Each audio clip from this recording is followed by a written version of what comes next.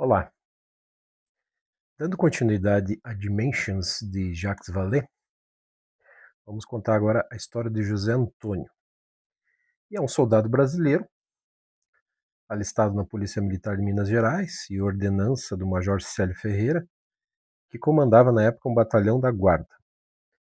Uma investigação conduzida pelo Sr. Brent Aleixo, publicada na The Flying Saucer Review, de novembro e dezembro de 1973, revelou que numa tarde de domingo de maio de 1969, José Antônio estava pescando em uma lagoa ao norte de Belo Horizonte quando, de repente, percebeu figuras se movendo atrás dele.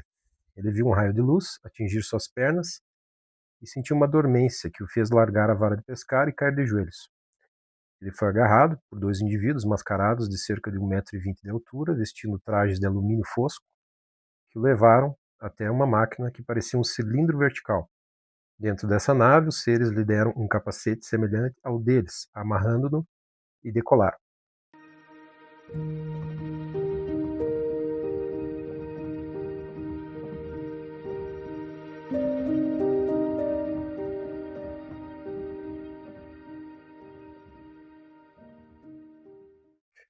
Quanto mais alto a máquina parecia subir, mais difícil parecia para o soldado respirar.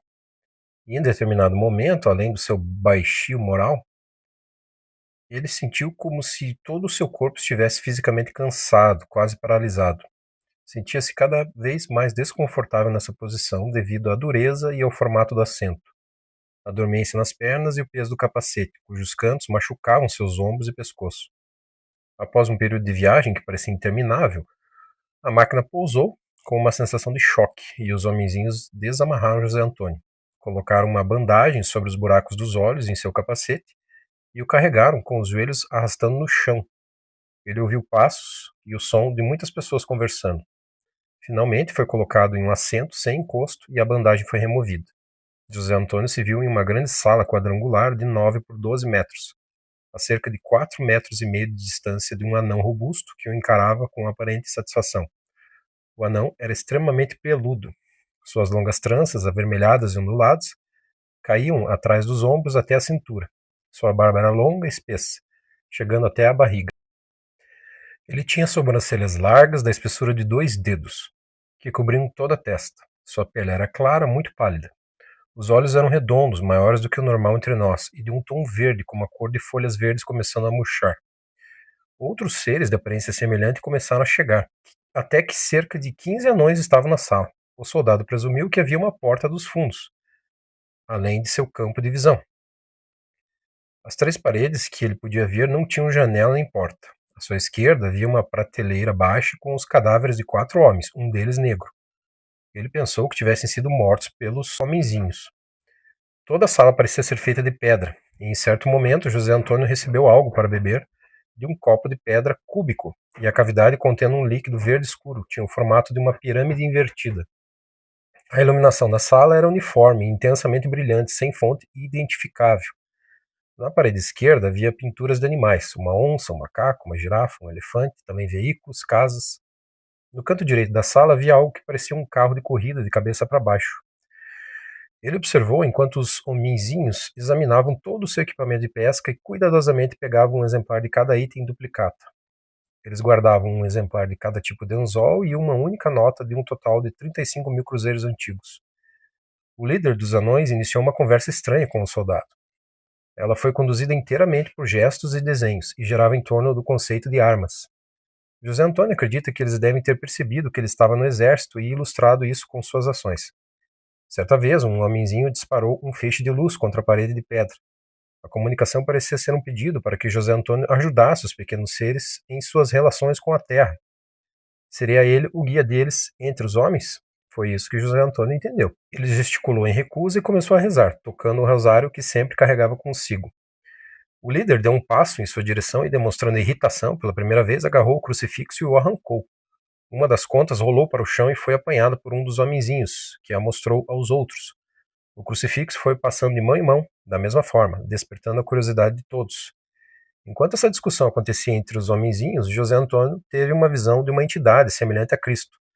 Seus olhos claros e serenos, descalço e vestindo uma túnica escura. A figura fez algumas revelações a José Antônio, que agora se recusa a revelá-las. a aparição desapareceu. Os anões irritados o vendaram novamente e ele foi transportado de volta. Quando a máquina pousou, ele sentiu que estava sendo arrastado e perdeu a consciência. Acordou sozinho perto da cidade de Vitória, no estado do Espírito Santo, a 320 quilômetros do local onde estivera pescando. Estava ausente há 4 dias e meio. Há um curioso paralelo deste caso com as experiências de Robert Monroe, cujas investigações sobre viagens fora do corpo, projeções astrais, já foram mencionadas. Em uma ocasião específica, ele teve a sensação de estar fora do corpo, lutando com 2 pequenos seres. Desesperado por uma solução, pensou em fogo, e isso pareceu ajudar um pouco. No entanto, teve a impressão de que ambos estavam se divertindo, como se não houvesse nada que pudesse fazer para prejudicá-los. Nesse momento, estava chorando por socorro. Então, viu outra pessoa surgindo pelo canto do olho.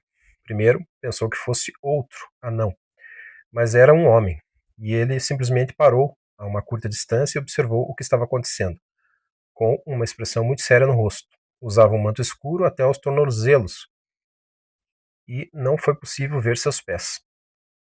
Essa impossibilidade de ver os pés é relatada pela hipnóloga Cássia Faria como uma dificuldade que alguns seres têm de produzir um holograma completo, incluindo os pés. Seriam seres morfologicamente feios para nós, que projetam uma imagem familiar. Em 17 de novembro de 1971, às 9h30, um brasileiro chamado Paulo Gaetano voltava da cidade de Natividade de Carangola, em viagem de negócios. Com ele no carro estava outro homem, o Sr. Elvio. Ao passarem pela cidade de Bananeiras, Paulo sentiu que o carro não estava puxando normalmente, e mencionou isso ao seu companheiro, que reagiu dizendo apenas que estava cansado e queria dormir. O motor morreu e Paulo teve que parar o carro no acostamento.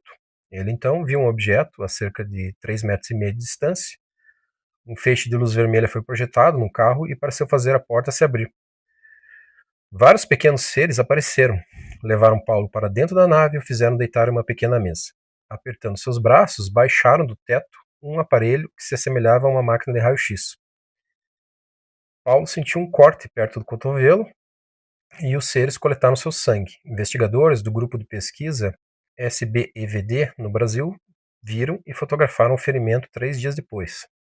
Em seguida, foi-lhe mostrado 2 painéis, um deles com uma planta da cidade de Itaperuna e outro com uma imagem de uma explosão atômica. Paulo sentiu-se pesado. Ele se lembra de ter sido socorrido por Elvio, mas não se lembra de como voltaram para casa.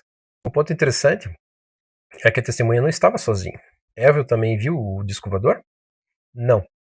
Ele viu apenas um ônibus perto de Bananeiras. Paulo começou a mostrar sinais de nervosismo, relatou a Elvio. Ele lhe disse que havia um disco voador os acompanhando, quando na verdade o que os seguia era um ônibus, que se mantinha a uma distância razoável atrás do carro.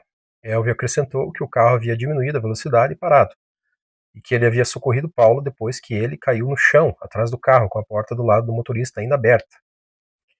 Elvio conseguiu levantar Paulo e seguiu com ele de ônibus em direção a Itaperuna, onde Paulo foi examinado pelo pronto-socorro.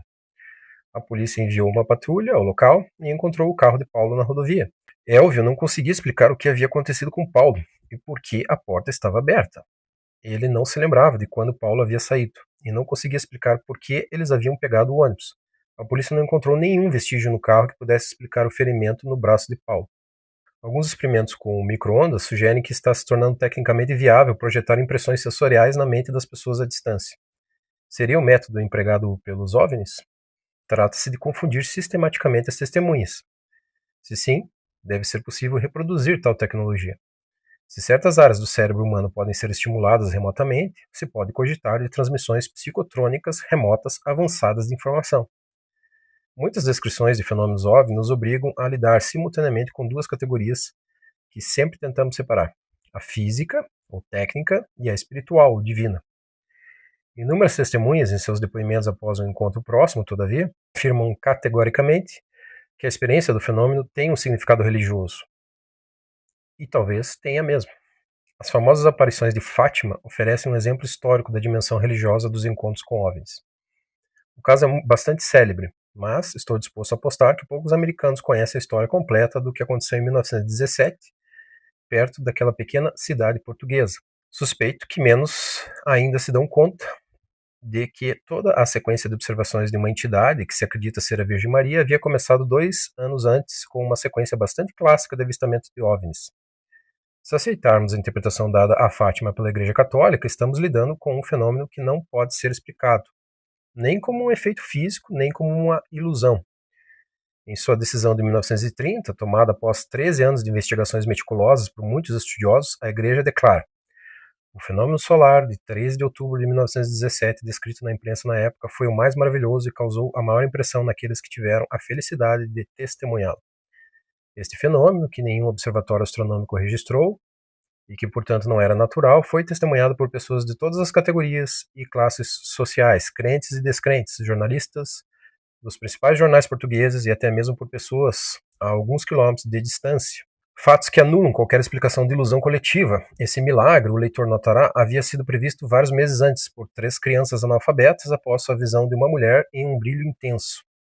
Ela não havia dito que era a Virgem Maria. Ela simplesmente declarou que era do céu e os instruiu a retornar todos os meses até outubro, quando um milagre público aconteceria para que todos pudessem acreditar.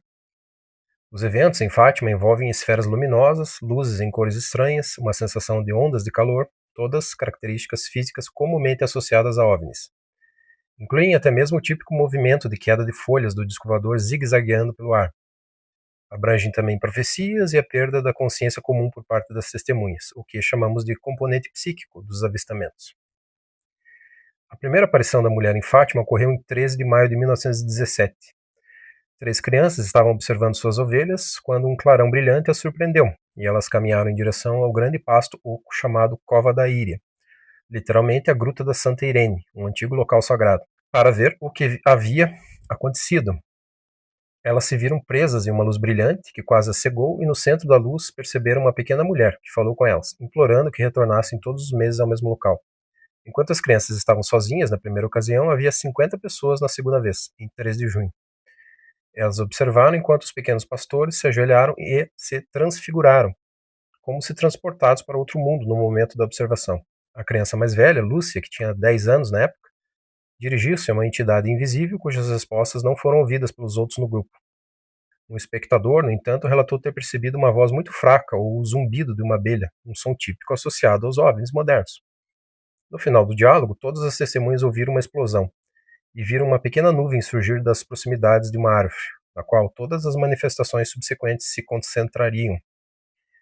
No mês seguinte, em 3 de julho, o número de testemunhas subiu para 4.500 pessoas.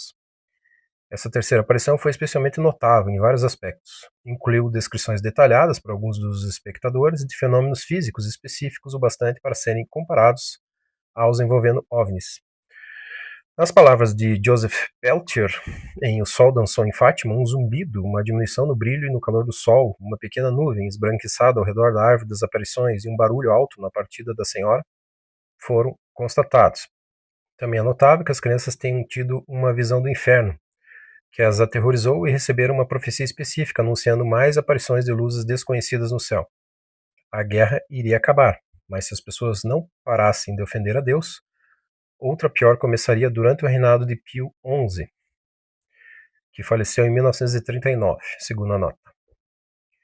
Quando virdes uma noite iluminada por uma luz desconhecida, sabei que este é o grande sinal que Deus vos dá de que vai punir o mundo pelos seus crimes por meio da guerra, da fome e da perseguição à Igreja e ao Santo Padre. Para impedir isso, pedires a consagração da Rússia. Se atenderem aos meus pedidos e a Rússia se converter, haverá paz. Caso contrário, espalhará os seus erros pelo mundo. A mistura de seriedade e absurdo que notamos em vários relatos de contatados é uma característica desta afirmação. Descobriremos o mesmo em Lourdes, onde a suposta Virgem Maria instrui a pequena Bernadette a realizar ações sem sentido. O padrão da profecia seguiu seu curso. Em 13 de agosto, 18.000 pessoas estavam no local das aparições. As crianças, no entanto, não estavam presentes. Haviam sido sequestradas e presas por uma autoridade local que decidira pôr fim ao absurdo. Entre aspas, né? Na ausência delas, ouviu-se um trovão, seguido por um clarão brilhante. Uma pequena nuvem esbranquiçada se formou ao redor da árvore. Pairou por alguns minutos, se elevou e se dissipou. As nuvens no céu haviam se tornado vermelho carmesim, e depois mudado para rosa, amarelo, azul. As testemunhas viram flores caindo, o famoso fenômeno do cabelo de anjo. tão consistentemente relatado após a passagem de um OVNI e às vezes interpretado como um efeito de ionização. Um homem, Manuel Pedro Marto, em depoimento prestado sob juramento durante o inquérito canônico, relatou ter visto claramente um globo luminoso girando entre as nuvens. Em 19 de agosto, as crianças foram libertadas e estavam cuidando de ovelhas, perto de Ajustrel, quando, por volta das 16 horas, notaram uma queda repentina da temperatura. O sol, disseram elas, tornou-se amarelado. As cores do arco-íris mais uma vez preencheram a paisagem visível aos adultos nas proximidades. O clarão brilhante foi visto, uma luz brilhante pousou em torno de uma árvore perto das crianças. A entidade, vestida de branco e dourado, permaneceu mais uma vez no centro do brilho. As testemunhas caíram de joelhos e festejaram suas almas em êxtase. Seguiu-se um diálogo, no qual a aparição pediu às crianças que fizessem sacrifícios pelos pecadores. Após 10 minutos, a Senhora da Luz partiu lentamente em direção a leste, com um som estrondoso. Um ex-padre jesuíta, Salvatore Freixedo, pesquisou profundamente esse aspecto do fenômeno em vários livros, como Defendímonos de los Dioses, em defesa contra os deuses, que infelizmente ainda não está disponível em inglês. Argumenta de forma convincente que o sistema de controle espiritual, do qual os OVNIs fazem parte, pode ter resultado nos mitos religiosos que mantêm a humanidade em um estado de submissão abjeta a mitos obsoletos. Em nossas conversas privadas, ele ensinou que o fenômeno se origina de entidades que manipulam nossa realidade e destino para seus próprios propósitos. Usando nossa ingenuidade e falta de julgamento crítico diante de milagres, essas entidades, em sua visão, brincam com nossas emoções para serem adoradas como deuses. Tá parado.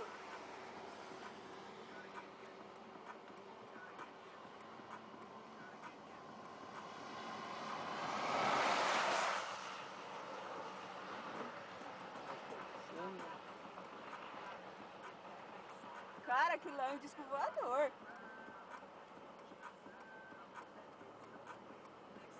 Mas ele tá fazendo falado ali.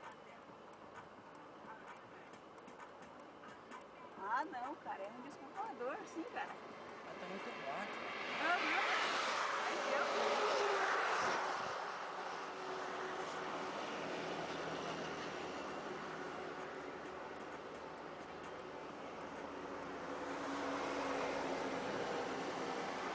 Fala não foi? Ó, o cara lá fora. Eu tô filmando também. Putz, cara, é um disco voador, sim, cara. Desse lado.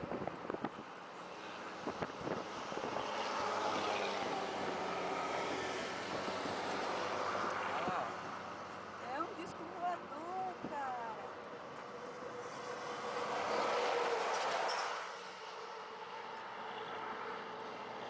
Aqui tá pequeno.